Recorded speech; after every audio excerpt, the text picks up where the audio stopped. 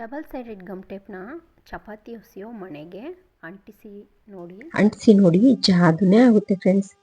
ನಮಸ್ಕಾರ ಫ್ರೆಂಡ್ಸ್, ಎಲ್ಲರೂ ಹೇಗಿದ್ದೀರಾ? ನಾನು ತುಂಬಾ ಚೆನ್ನಾಗಿದ್ದೀನಿ ಫ್ರೆಂಡ್ಸ್. ಇವತ್ತಿನ ವಿಡಿಯೋದಲ್ಲಿ ನಮ್ಮ ಗೃಹಿಣಿಯರಿಗೆ ತುಂಬಾ ಉಪಯೋಗ ಆಗುವಂಥ ಕೆಲವೊಂದು ಯೂಸ್ಫುಲ್ ಟಿಪ್ಸ್ನ ನಿಮ್ಮ ಹತ್ರ ಶೇರ್ ಮಾಡ್ಕೊತಾ ಇದ್ದೀನಿ. ವಿಡಿಯೋನ ಸ್ಕಿಪ್ ಮಾಡಿದ್ರೆ ಹೆಂಡವರೆಗೂ ನೋಡಿ. ಹಾಗೆ ಯಾರೆಲ್ಲ ನನ್ನ ಚಾನಲ್ಗೆ ಹೊಸದಾಗಿ ವಿಸಿಟ್ ಮಾಡಿ ನೋಡ್ತಾ ಇದ್ದೀರಾ, ಪ್ಲೀಸ್ ನನ್ನ ಚಾನಲ್ಗೆ ಸಬ್ಸ್ಕ್ರೈಬ್ ಮಾಡಿಕೊಂಡು ಪಕ್ಕದಲ್ಲಿ ಬರೋ ಬೆಲ್ ಐಕನ್ನ ಕ್ಲಿಕ್ ಮಾಡಿ. ಈಗ ಮೊದಲನೇ ಟಿಪ್ ಏನು ಅಂತ ನೋಡೋಣ. ಸೀರೆ ಉಟ್ಕೊಂಡಾಗ ಈ ರೀತಿ ಬಾರ್ಡರ್ ಮೇಲೆ ಬರ್ತಾ ಇರುತ್ತಲ್ಲ, ರೇಷ್ಮೆ ಸೀರೆ ಮೇಲೆ ಪೆಟಿಕೋಟ್ಗಿಂತ ಮೇಲೆ ಬರ್ತಾ ಇರುತ್ತೆ ನೋಡಿ, ವಿಡಿಯೋದಲ್ಲಿ ತೋರಿಸ್ತಾ ಇದ್ದೀನಲ್ವಾ. ಈ ರೀತಿ ನಾವು ಉಟ್ಕೊಂಡಿರ್ತೀವಿ, ನಡೆಯೋವಾಗ ಎಲ್ಲ ಏನಾಗುತ್ತೆ, ಈ ರೇಷ್ಮೆ ಸೀರೆಗಳೇ ಅಷ್ಟೇ ಅಲ್ವಾ ನೋಡಿ, ಈ ರೀತಿ ನಡೆಯೋವಾಗ ಈ ಬಾರ್ಡರ್ ಸೈಡ್ ಏನಿದೆ ಅಲ್ವಾ ಅದು ಸ್ವಲ್ಪ ಮೇಲಕ್ಕೆ ಬರ್ತಾ ಇರುತ್ತೆ, ಪೆಟಿಕೋಟು ಕಾಣ್ತಾ ಇರುತ್ತೆ, ನೋಡೋಕ್ಕೆ ಚೆನ್ನಾಗಿರೋಲ್ಲ, ಅಸಹ್ಯವಾಗಿ ಕಾಣ್ತಾ ಇರುತ್ತಲ್ವಾ. ಕೆಲವೊಬ್ಬರಿಗೆ ಮುಜುಗರ ಆಗುತ್ತೆ ಇದರಿಂದ. ಈ ರೀತಿ ಇದ್ದಾಗ ನಾವು ಏನು ಮಾಡಬೇಕು, ಈ ಟ್ರಿಪ್ನ ಫಾಲೋ ಮಾಡಿ ನೋಡಿ, ತುಂಬಾನೇ ನಮಗೆ ಯೂಸ್ಫುಲ್ ಆಗುತ್ತೆ ಫ್ರೆಂಡ್ಸ್. ಅದಕ್ಕೇನು ಇಲ್ಲ, ಈ ರೀತಿ ಡಬಲ್ ಸೈಡ್ ಗಮ್ ಟೇಪ್ ಏನಾದರೂ ಇದ್ರೆ ನಾವು ಮದುವೆಗೆ ಇಲ್ಲ ಫಂಕ್ಷನ್ಸ್ಗೆ ಎಲ್ಲಾದರೂ ಹೋಗ್ಬೇಕು ಅಂದಾಗ ಈ ರೀತಿ ಮಾಡ್ಕೊಂಡು ನೋಡಿ, ತುಂಬಾನೇ ಯೂಸ್ ಆಗುತ್ತೆ. ಸ್ವಲ್ಪನೂ ಮೇಲೆ ಬರೋದಿಲ್ಲ ಫ್ರೆಂಡ್ಸ್ ಸ್ಯಾರಿ ನೋಡಿ. ಈ ರೀತಿ ಪೆಟಿಕೋಟ್ ಏನಿದೆ ಅಲ್ವಾ ಆ ಭಾಗಕ್ಕೆ ಕೆಳಗಡೆ ಭಾಗದಿಂದ 1 ಇಂಚಷ್ಟು ಗ್ಯಾಪ್ ಕೊಟ್ಕೊಂಡು 1 ಇಂಚು ನಾವು ಟೇಪ್ನ ಈ ರೀತಿ ಕಟ್ ಮಾಡಿಕೊಂಡು, ಈ ಪೆಟಿಕೋಟ್ ಏನಿದೆಯಲ್ವಾ ಸ್ಯಾರಿ ಪೆಟಿಕೋಟ್, ಅದಕ್ಕೆ 1 ಇಂಚ್ ಗ್ಯಾಪ್ ಇಂದ ನಾವು ಈ ರೀತಿ ಅಂಟಿಸ್ಕೋಬೇಕಾಗುತ್ತೆ. ಅಂಟಿಸ್ಕೊಂಡು ಮೇಲೆ ಭಾಗ ಸ್ಯಾರಿ ಏನಿದೆ ಅದನ್ನ ಈ ರೀತಿ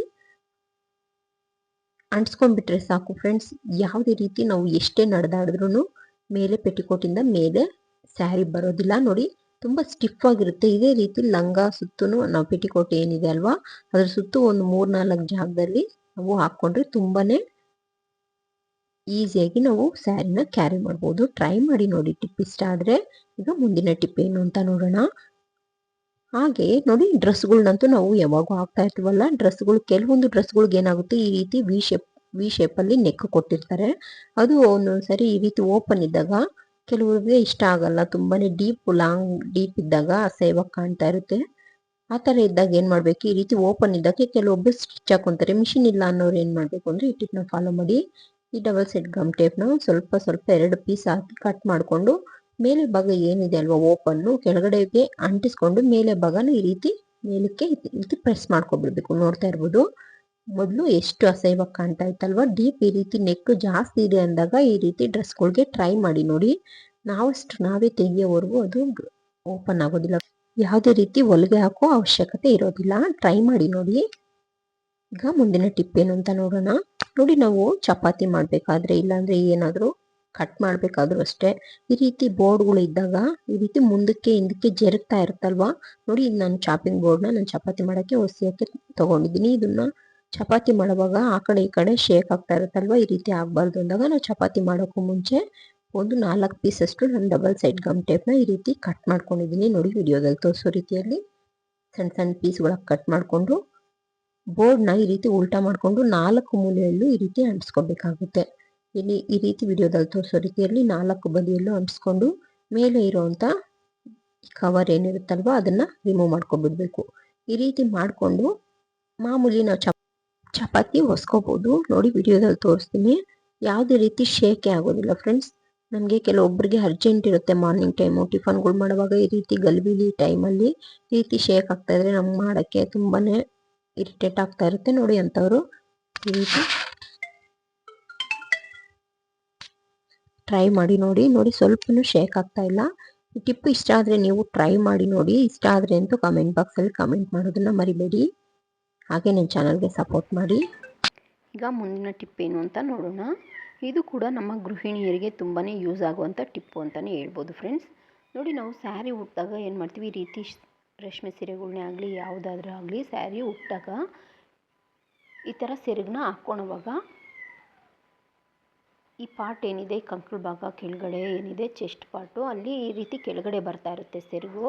ಕೆಲವೊಬ್ಬರಿಗೆ ಈ ರೀತಿ ಬಂದಾಗ ಕೆಲವೊಬ್ರಿಗೆ ತುಂಬಾ ಮುಜುಗರ ಆಗ್ತಾ ಇರುತ್ತೆ ನೋಡಿ. ಆ ಥರ ಬರಬಾರ್ದು ಅಂದರೆ ಕೆಲವೊಬ್ಬರು ಪಿನ್ ಹಾಕ್ತಾರೆ, ಸೇಫ್ಟಿ ಪಿನ್ ಹಾಕಿದ್ರೂ ಕೆಲವು ಹೋಲ್ಸ್ ಬೀಳುತ್ತೆ ಅನ್ನೋ ಭಯ ಇರುತ್ತೆ ರೇಷ್ಮೆ ಸೀರೆಗಳಿಗೆ. ಆ ಥರ ಇದ್ದಾಗ ನೋಡಿ, ಸೆಲ್ಲೋ ಟೇಪ್ನ ಒಂದು ಸ್ವಲ್ಪ ಭಾಗ ಒಂದು ಚಿಕ್ಕದಾಗಿ ಒಂದು ಪೀಸ್ ಕಟ್ ಮಾಡ್ಕೋಬೇಕು.